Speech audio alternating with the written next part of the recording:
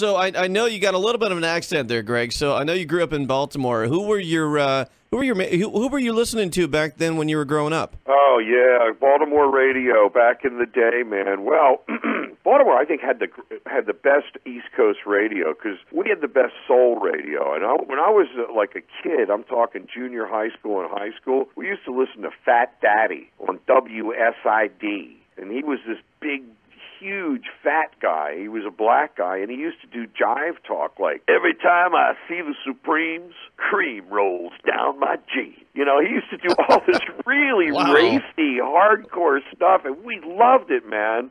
We were like kids, and I remember to this day, I remember his commercials. And so how did you meet up with the other guys who became the Greg Kihn Band? Oh, you know, that's a great story. Me and my bass player, Steve Wright, we fell together immediately. In fact, I think I met him the first week I got to Berkeley. And and we started playing, and I was a singer-songwriter at the time. I had an acoustic Guild 12-string guitar, and he played bass, and we went out and did, like, duo gigs at coffee houses. You know, in fact, I used to busk on the streets of Berkeley at Sproul Plaza every day at lunchtime. We'd go out and play a set and have our guitar case open, and we would just play for, in the street. And we would make like $40 a piece for a good day. That wasn't bad money back in like 73 or so. Right. But Steve and I were already writing songs and scheming to take over the world. And Malcolm, I fell in with Berserkly Records. Berserkly Records was Matthew Kaufman and Joel Turtle, and they had signed Earthquake. Earthquake was a rockin' Berkeley band. They were like the Stones of Berkeley, and they were big. They had a couple of albums out on A&M. So they started releasing records on Earthquake, and Earthquake and Eddie Money played at a place called the Long Branch Saloon on San Pablo in Berkeley. And Eddie just got signed by CBS, and he was moving out, and he was the house band. Huh. And Malcolm was the guy that owned the club. It was at the corner of San Pablo and Ashby, I believe. And he said, hey, man, I love you guys. It's just a shame you don't have a band, because if you did, you could be the house band here and play every Sunday night and open every show for whoever's playing. And I said, oh, I got a band. Did I neglect to tell you that I have a band?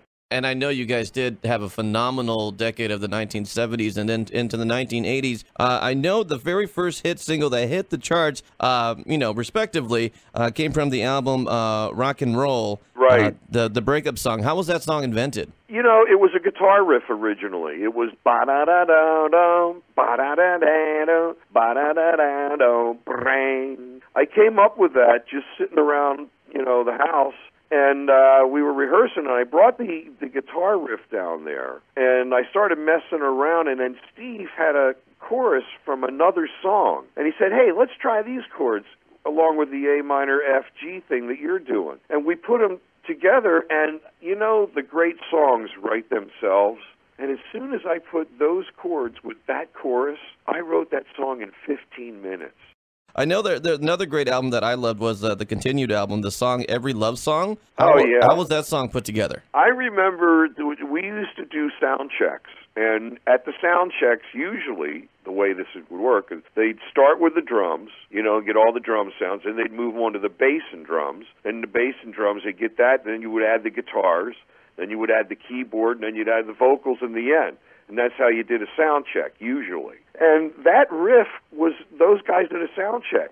Steve Wright, the bass player, was messing around with Larry Lynch, and they just came up with this groove. And it just, and then I heard him play it for like 20 minutes while I was waiting for the green light to do my guitar. So by that time, I'd already had a part in mind. And, one thing led to another, and we basically wrote that song at a sound check. Very, very cool. Yeah, and it's the great thing, Greg, the station that I'm on for 4 hours on Sunday nights, and I actually get to do the interview, and I get to get the musicians in and tell the stories behind these great songs, because everybody plays these songs on every radio station, but nobody tells the stories. Yeah, and I think it's important. The stories are important. My favorite song to do live, that we still do live, is Reunited, because it's a real good hard rockin' tune. That's a great song. How'd you guys come up with that? Well, that was me and Steve. You know, I was going through some tough times. I don't know if I was breaking up with or getting divorced. I was going through some kind of womanly hell. And Steve and I had, you know, I think we both had broken up with whoever we were with, and then we reunited with them a few months later. Like that was going to work. And Steve and I, you know, we would go literally, in those days, we literally spent every day writing songs. It was our job. You know, I'd go over to his house, or he'd come over to my house, and we'd sit around and we'd smoke weed or drink beer or do a couple of lines or whatever it took, and we would spend all day writing the songs. And we know we always had 5 or 6 songs in the old pouch at any time.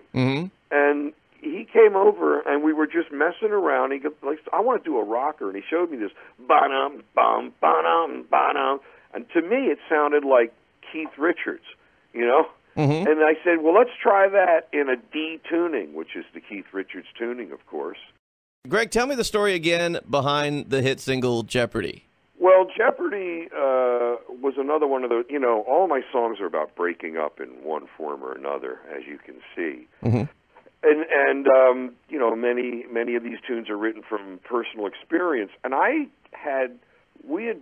we came home late. I was with the band, and we were supposed to come home at this time, and we came home like 6 hours later, and it was raining, and all my stuff was dumped out on the front lawn.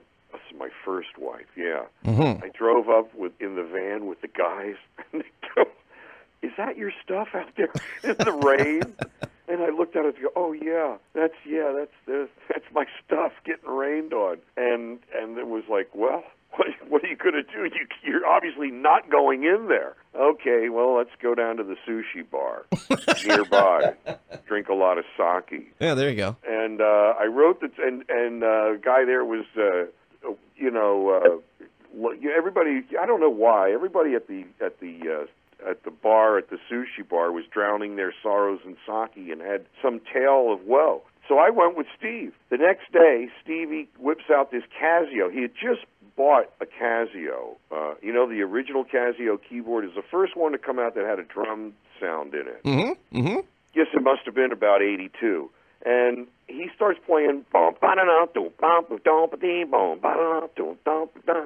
and literally, out of the clear blue, without any prompting or any thinking, I just started singing Our Love's in Jeopardy, baby. Ooh, it just came out of the clear blue.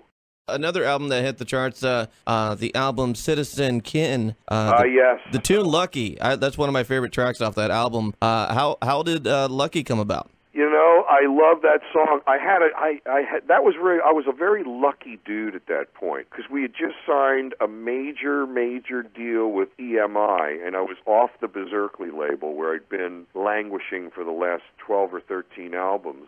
And we finally, we're on a major label. Let's go out and make a major record. We were we were still at Fantasy Studios with the same production crew, but it felt like the big leagues for some reason. And we went in there to do Lucky, and I remember, because I bought this beautiful house in Larkspur, and I had a studio built in the house. And Steve would come over, like we'd always done, except now I had this beautiful 16-track Foztech studio, all mod cons, man. We were smoking way better weed, and we were coming up with great ideas. And I remember I said, Steve, I'm the luckiest guy in town. I mean, look at this. I hit the lottery, man. I wasn't trying to do this, but it's great. I'm rich. I got this house. I got a trophy wife, the whole 9 yards. So we wrote Lucky in my little studio there. Greg, I just kind of found out this week that you're a disc jockey, just like me, on the radio, right? Yeah, I do the morning show on KFOX Radio in San Francisco. I almost said San Jose because we were there for 13 years. Now the 14th year we're in San Francisco. And today, we're up on the penthouse floor of a high-rise building in San Francisco. I mean, it's real. We got all beautiful new studios with a view. It's gorgeous. Today, the freaking president comes and is speaking at the W Hotel directly across the street from the station. Oh, man. So as we're watching, I said, what's going on down there? There's cops everywhere. And it was like, oh, my God, the president's coming. He's going to be here in an hour and a half. Are you working on any more, any new musical projects, or what are you kind of working on musically? That's a really good question. The band's been playing. We just wrapped up a summer's worth of fun gigs, and I believe it or not, I wanted to go into the studio. I got some song ideas with just my son and the bass player, and we were going to go construct some music because it's very stripped down. Kind of sounds like the music that I'm writing right this minute. Kind of sounds like the Breakup song. Okay. It kind of sounds like 20 years ago. I've come full circle. All right, Greg. Well, thank you so much for that, man. My pleasure there, JJ.